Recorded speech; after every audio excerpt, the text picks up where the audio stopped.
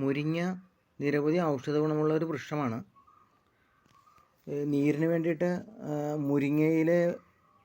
മുരിങ്ങയില ഉപ്പും കൂട്ടി അരച്ച് നീരിന് പുറമേ പുരട്ടുക. 2.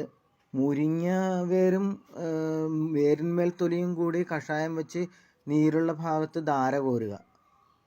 പിന്നെ നീരിന് വേണ്ടിയിട്ട് മറ്റൊരു ഔഷധ പ്രയോഗമാണ് വേര് അരച്ച് നീരുള്ള ഭാഗത്ത് വെച്ച് കെട്ടുക. പിന്നെ ഈ വ്രണത്തിന് ഇതിൻ്റെ മുരിങ്ങയുടെ പിഞ്ചു തണ്ട് അരച്ച് ലേപനം ചെയ്യുക. അങ്ങനെ ചെയ്തു കഴിഞ്ഞ് കഴിഞ്ഞാൽ വ്രണം കരിയുന്നതാണ്.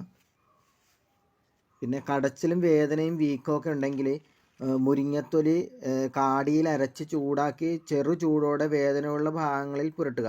ആശ്വാസം ലഭിക്കുന്നതാണ്.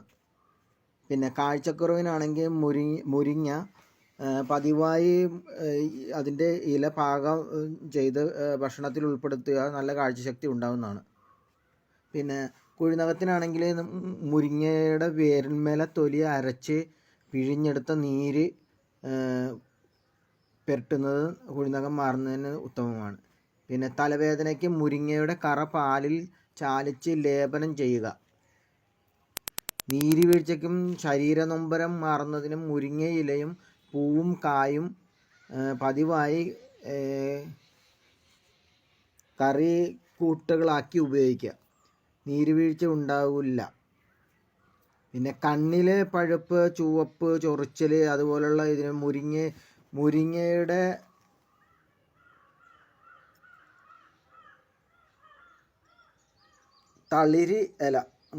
തളിരില ചതച്ച് തേൻ വീഴ്ത്തി കണ്ണിൽ പിഴിയുക. കണ്ണിലെ ചുവപ്പും ചൊറിച്ചിലും പഴുപ്പും ഒക്കെ മാറുന്നതാണ്.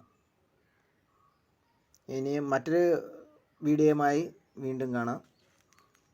നന്ദി, നമസ്കാരം.